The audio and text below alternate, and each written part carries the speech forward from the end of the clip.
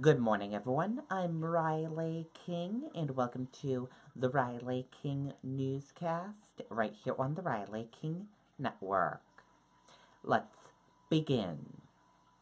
First up, father, son found dead in Derry mobile home. Let's take a listen to this video from WMUR News 9.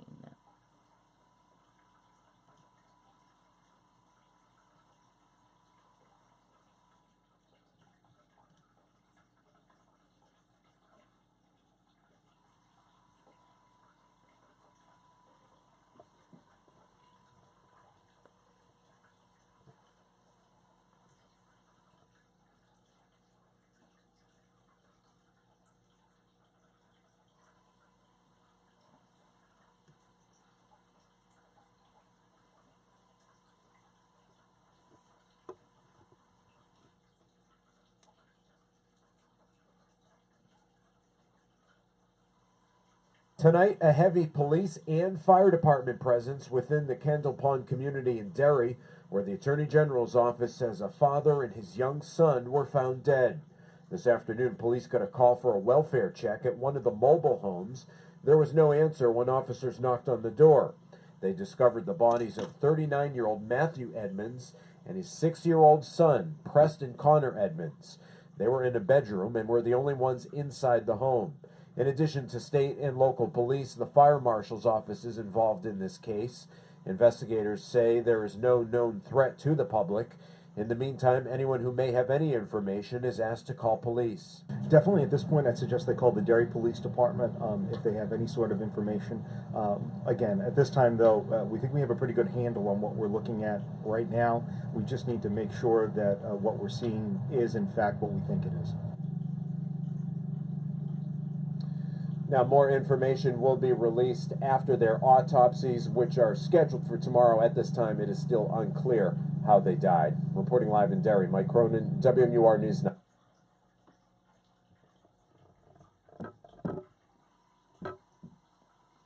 Okay, and there you go on that video and that report.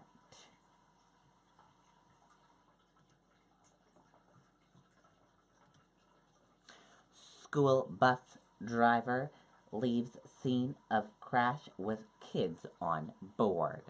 Let's take a listen to the video from WCVB Boston.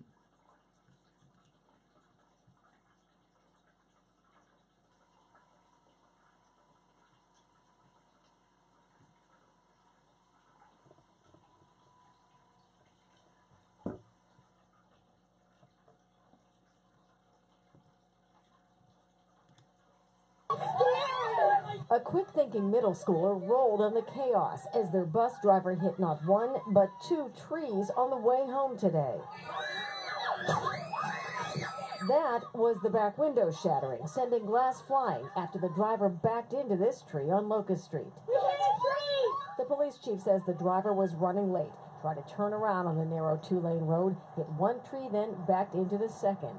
Off camera, dumbfounded parents wondered why the driver didn't just pull over at that point, call police, and calm the kids. And said, listen, made a mistake, we're in a tough spot, I need you all to come up towards the front of the bus, and just gave them some information and kind of took charge. Instead, 34-year-old Francelle Florine of Attleboro just kept driving, dropping shaken students off along the route back to school.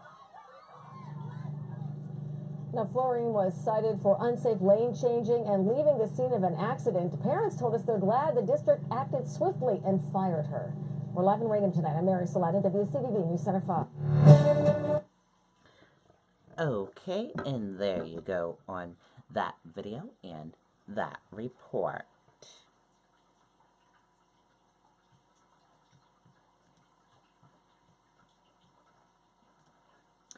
Former Trump staffer LePage advisor denies domestic abuse allegations by ex-wife. Let's take a listen to the video from WMTW News 8 Maine.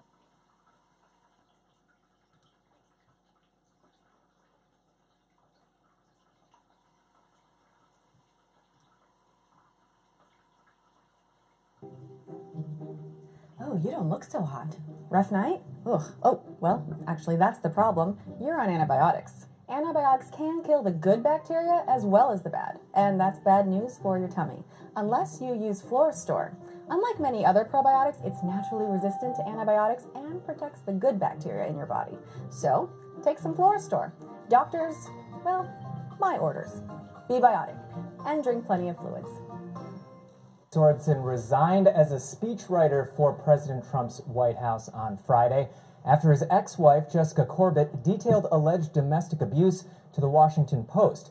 Allegations that Sorensen continues to deny this week. Corbett told the Post that Sorensen was abusive both physically and emotionally on several occasions. In posts on Twitter today, Corbett said she dealt with it for years and that friends feared for her safety. But in a detailed statement, Sorensen claims that the reverse was true, that he, in fact, was the victim of abuse. A spokesperson said that Governor LePage's office was never informed of any allegations during his time there. Sorensen says that he resigned to avoid distraction for the White House. Sorensen's first ex-wife, Miranda Stahl, came to his defense today. She made this statement to News 8 that reads, in part, "In that time, that David never raised a hand to me or exhibited any behaviors consistent with Jessica's accusations," end quote. Corbett could not be reached for comment today, but she did tell the Washington Post that she had never filed a police report on any alleged abuse because of Sorensen's connection with law enforcement. However, she reiterated Sunday that she detailed her experience to the FBI before Sorensen was hired at the White House. In the studio, Joe Glauber, WMTW News 8. Okay, and there you go on that video and that report.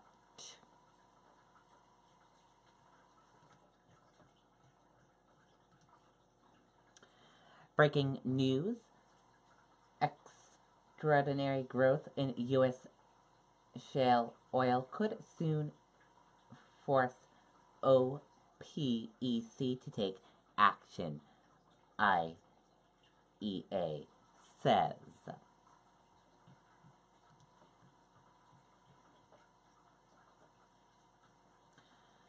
The relentless rise of U.S. shale growth could soon spark another dramatic change of policy from leading oil producers, according to the latest monthly report from the International Energy Agency, IEA.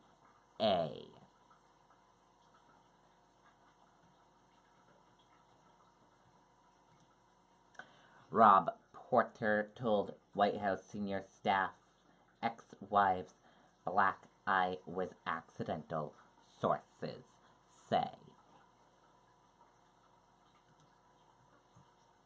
Let's take a listen to the video from ABC News. Hey New Hampshire, it's Sarah Evans. My CMT Next Women of Country All the Love Tour with Ray Lynn and Kaylee Shore is coming to the Capitol Center for the Arts in Concord this Valentine's Day. Get your tickets and VIP meet and greets at sarahevans.com. The White House was pressed today about the president's response to his close aide accused of domestic abuse by two of his ex-wives. The president supporting his former aide, saying we wish him well, and remember, he says he's innocent. And the White House was asked about the president's silence when it comes to the alleged victims of domestic violence. Is this response a pattern? ABC senior White House correspondent Cecilia Vega asking, when will the president offer his own message to the women? With scandal hanging over his White House, today President Trump sought to shift the focus to his $200 billion infrastructure plan. To me, this is a very, very sexy subject. The media doesn't find it sexy. I find it sexy because I was always a builder. But no mention of the two ex-wives of his former staff secretary Rob Porter, who went public nearly a week ago with their claims of domestic abuse. Even after Porter's first wife released this photo, the president had only praise for his close aide. We certainly wish him well. It's a obviously tough time for him. Now, he also, as you probably know, he says he's innocent.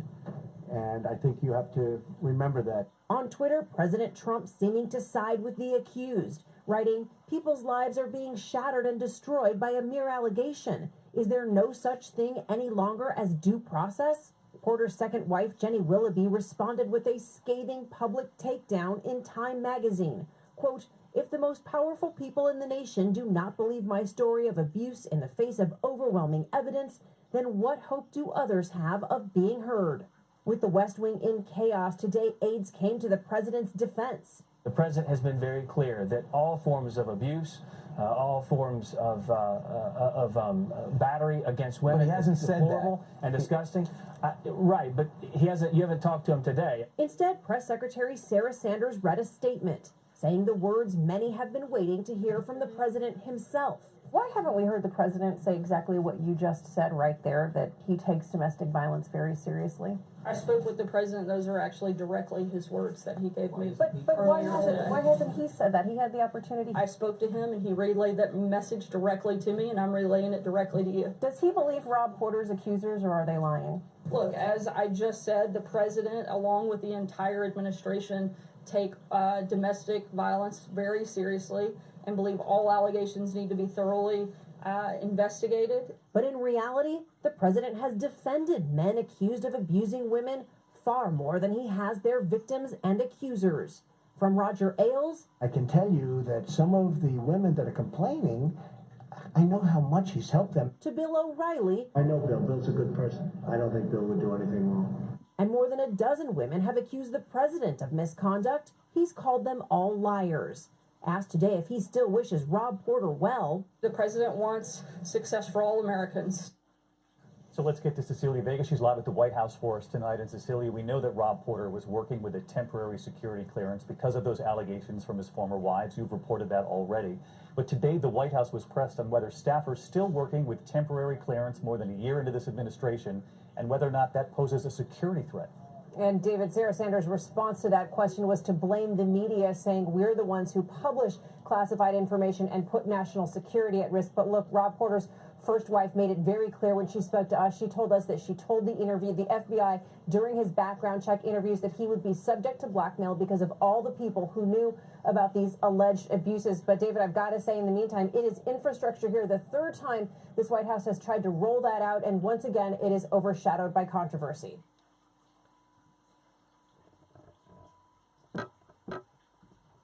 Okay, and there you go on that video and that report. And that does it for the Riley King Newscast right here on the Riley King Network. I hope you all have a great rest of your day, and I'll see you back here later on today for another newscast. Goodbye, everyone.